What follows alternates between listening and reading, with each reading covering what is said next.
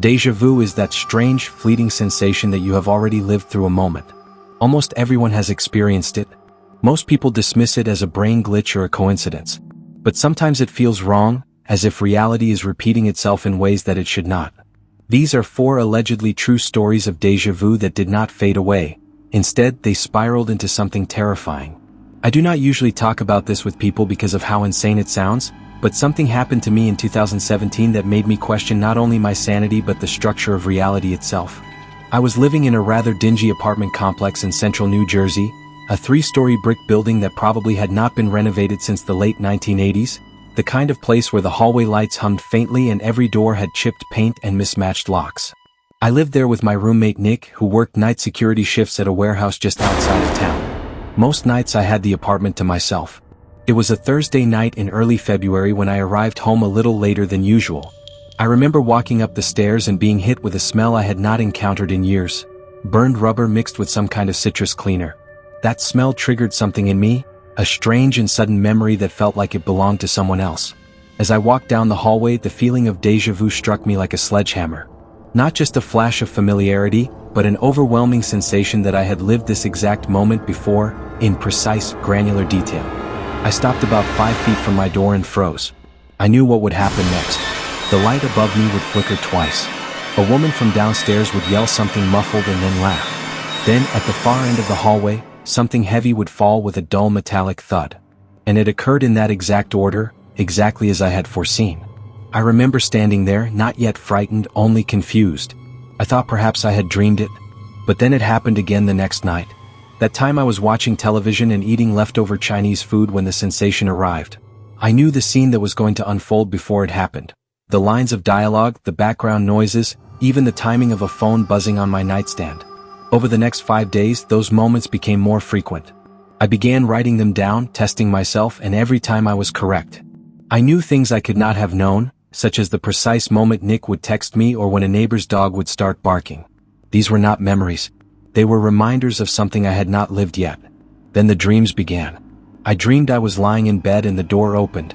Nick would walk in, pale and dripping with sweat, and he would say, "There is someone in the building." His voice sounded wrong, too flat, as if it were being played from a recording. I asked who, and he only stared at me. That dream repeated each night. On the final night, it was not a dream.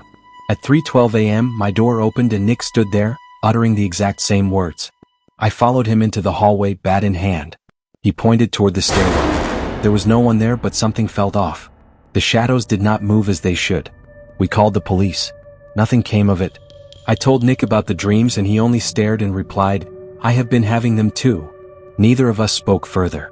The déjà vu ended that night, but ever since, I sometimes catch the flicker of it, a memory, a sensation, a sound, and I wonder if I am about to remember something before it happens again. Because if that door opens again and I hear those words, I do not know if I will be able to follow. I have begun to question whether what we call memory is simply our brains accessing timelines stacked one on top of another, like layers of old wallpaper, each layer faintly bleeding into the next. Sometimes I think the hallway itself is a weak point, a scene between 2 versions of reality. I moved out 6 months after that night. I have driven past that building more than once, and each time I swear I feel a tug as if my body wants to stop and go in. Part of me still believes there is something waiting at the end of that hallway, not a person or a ghost, but a decision I have not yet made in this version of my life. Every time I think about it, I feel closer to making it. My name is Ryan. This happened 3 years ago when I was 17 and my brother Chris was 19. We live in a small town surrounded by woods. Not much happens here, so young people like us become bored easily. There is a trail near our house that leads into the forest. It stretches for miles. People say there are old buildings and strange things hidden deep among the trees, and we always talked about them. We had been planning to explore it for a long time, but we never did until one weekend in October. We had nothing to do, and Chris said we should finally check out the house he had heard about from other kids at school. It was a cool, cloudy day. The leaves were changing colors, so the walk felt scenic. We packed water and flashlights, told our mother we were going hiking, and left around 3 in the afternoon. The sun sets early in October, so we figured we had maybe 2 hours to go and get back. The hike began normally. It was not as if I had never walked in those woods before. Still, after about 10 minutes I began to feel strange. It felt as though I had walked this exact trail before. I remembered this particular walk and even the conversation I was having with my brother. When we passed a broken fence post on the trail, I felt the same prick of familiarity. I knew there would be a thick tree with a large hollow near the side of the trail, and 5 minutes later we passed it. I did not say anything aloud. I had experienced déjà vu in the past, but this time it was intensely stronger. The deeper we walked, the more memories returned. I began to recall a house, a 2-story house with green paint peeling off and a broken front step. I saw it in my mind, a shattered second-floor window and dead vines crawling up the siding. I had never seen this house in real life, yet the image was as clear as day. I held my silence. When we finally reached the house between 3:30 and 4 in the afternoon, my stomach dropped. It was the exact same house I had pictured, down to almost every last detail. I stood and stared while Chris moved toward the porch. I wanted to turn and leave. For a moment I questioned whether I had seen the house before, though I was almost certain that I had not. I asked Chris if it felt familiar to him. He looked at me confused and said no. I told him I felt a strong sense of déjà vu in that moment. I did not want to chicken out, so we continued. The front door was cracked open, proof that we were not the first to have the bright idea of exploring the place.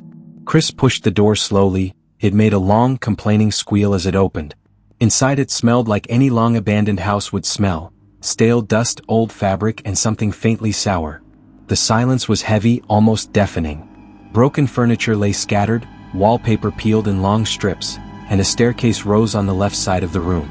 There was a dark kitchen with no lights, a living room with an empty fireplace, and a hallway with a single closed door at the far end. Throughout it all I felt watched. Chris remarked that the place was creepy. I agreed. Without thinking I said, "I remember being here before." He stopped and turned to me. "What do you mean?" he asked. The words had come out by themselves. I had not planned to say them. I repeated, "I remember this place, the kitchen, the hallway, even the fireplace. I remember a woman upstairs." Chris assumed I was trying to add to the atmosphere and roll him up in the scare. I insisted that I was not joking. I had a vivid memory of someone being upstairs. We stood there for a few seconds. Then we heard a soft creak like a floorboard bearing weight. The sound came from upstairs.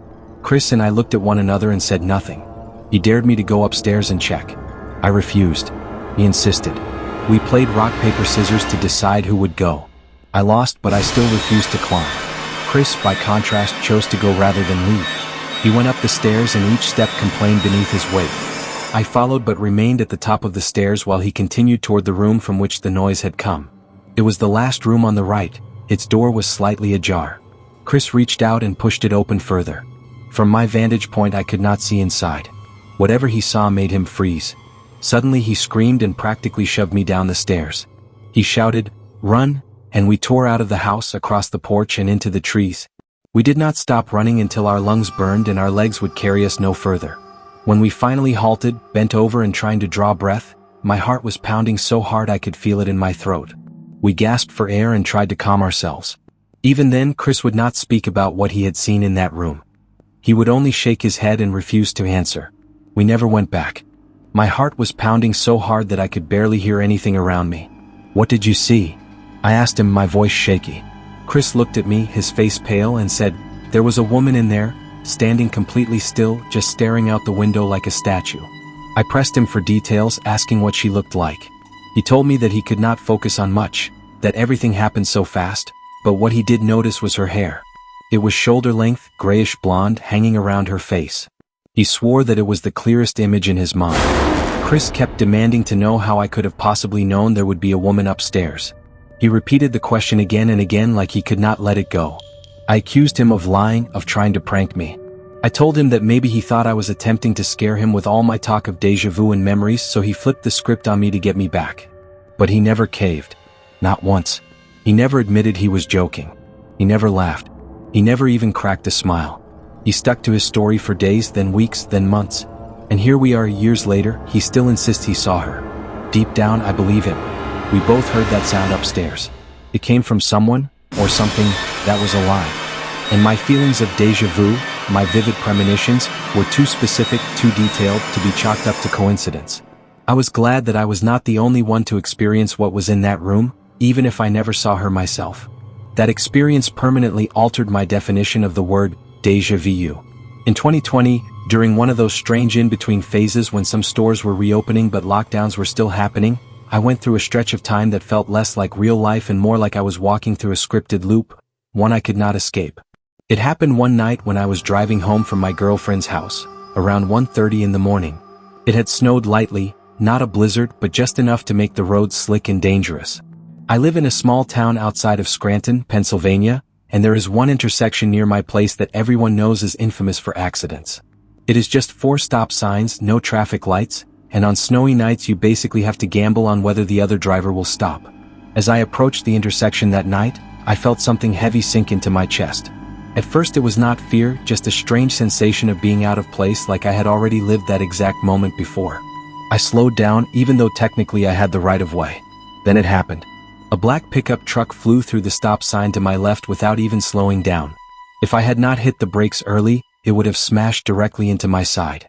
I pulled over, trembling, and watched the tail lights of the truck vanish into the snowy distance. That moment would have killed me. I knew it. But what terrified me more was that I had remembered it. Not like I anticipated danger. No, I remembered the crash in vivid detail. I remembered the crunch of metal, the sound of shattering glass, the airbag slamming into my face. None of it had actually happened, but I remembered it as if it had. I tried to blame it on stress. The pandemic, the isolation, the long nights. I tried to brush it off. But a few nights later, it happened again. I was stopped at a red light and I suddenly remembered the song that was about to play on the radio, before it did. I remembered a woman walking her dog across the street, even though she was not in sight yet. Sure enough, seconds later, she appeared. The feeling grew stronger. It was as though I was not living in the present anymore. I was only reenacting it. And then the dreams began. Every night, the same road, the same crash. The images became clearer, sharper. In one dream, I got out of the car and saw my own body slumped in the driver's seat, glassy-eyed, with a long gash across my temple. I could hear myself breathing, shallow, rattling, fading. On the 5th night, I woke up drenched in sweat. I made myself a promise. I would not take that road again. I drove 10 minutes out of my way and stuck to the highway instead. Later that very day, I got a message from a friend. There had been a fatal crash at that exact intersection, at almost the exact same time I usually drove through. The car? Same make, same color as mine. A different driver. But the same ending. To this day, I wonder, was I remembering my own death in another timeline? Was some part of me diverted at the last second? Or was I simply another version of myself that survived while another me didn't? I have not had déjà vu as intense as that since. But every now and then, when I am driving at night and the road feels a little too familiar, I get chills. Because maybe, just maybe, some part of me is remembering something I am not supposed to. Later I began researching near-death experiences. To my shock, I discovered that many people reported the same phenomenon. Memories of events that had not yet happened, always tied to moments where death was close. It made me think, maybe déjà vu is not a trick of the brain at all. Maybe it is the side effect of slipping through the cracks, of surviving when in another version of time you did not. Maybe time is not a straight line but a constantly reloading loop. And every once in a while, something deep within us remembers the last cycle. If that is true, then every time we escape disaster, it might not be luck. It might be because we already lived through it once, and some part of us is desperately trying to stop it from happening again. Before I worked in IT, I spent 2 years working overnight shifts at a long-term care home in upstate New York. It was an old facility, a little worn down and dated, but it was decent enough. We had a few residents. Most of the residents had Alzheimer's or advanced dementia, but most were stable, simply elderly and in need of care. There was one woman named Miss Adelaide. She was 87, mostly lucid, very sweet, and kept to herself. She had a faded photograph of a young boy on her nightstand whom she called her grandson, but no one ever visited her. Over the first few months I developed a routine. Midnight rounds, patient checks every hour. Most nights were uneventful, but every so often I would find Miss Adelaide awake, staring at the ceiling and humming a slow, eerie tune. One night, around 2:15 in the morning, I found her sitting up with her eyes wide open. When I asked if she needed anything, she replied without blinking, "You already asked me that. You ask every night, but tonight is different." I felt an odd hollow in my gut, as if she were reading from a script for my future. I laughed nervously and offered her a glass of water. She declined and added, "You should remember this part." I told my supervisor, who dismissed it as confusion or dreamlike talk. The next night I received the same response from her, word for word. On the 3rd night she was gone, passed in her sleep around 1:50 in the morning. When I went to her room for rounds, the bed had been freshly made and her belongings were already boxed. I could not stop thinking about what she had said. I searched old records and archived notes and discovered that another night staff member had reported similar incidents years earlier. Miss Adelaide would speak the same phrases at roughly 2 in the morning. She predicted exact actions and once even spoke the name of a new nurse before that person had introduced themselves. One entry from 2013 recorded her saying, "I remember this version. You take your break at 3:07. You always do." The nurse glanced at their watch. It read 3:07. I do not know what was happening with Miss Adelaide. I do not really believe in the paranormal, but it seemed to me that she was trapped in some kind of loop or glitch. I cannot explain it, but it seemed she was reliving her life, watching it play out again and again and waiting for it to end differently. I now work behind a desk, but I still receive occasional waves of déjà vu. When that occurs, I stop and listen because perhaps it is not merely a trick of the brain. Perhaps it is a message. Perhaps it is Miss Adelaide or someone like her, reaching across timelines to remind us that we have been here before. It did not end well for her. Since then I have met other people who worked at that same care home, years apart. Without any prompting, they mentioned having strange dreams while working there. One told me that a patient warned her she would be fired soon, and she was let go 1 week later due to downsizing. She could not remember the patient's name. I only nodded and said that was interesting. I think about Miss Adelaide often. Sometimes as I am falling asleep, I hear that same eerie humming in my dreams. I cannot help but dwell on her and the feeling that something unfinished reached out from the edge of time.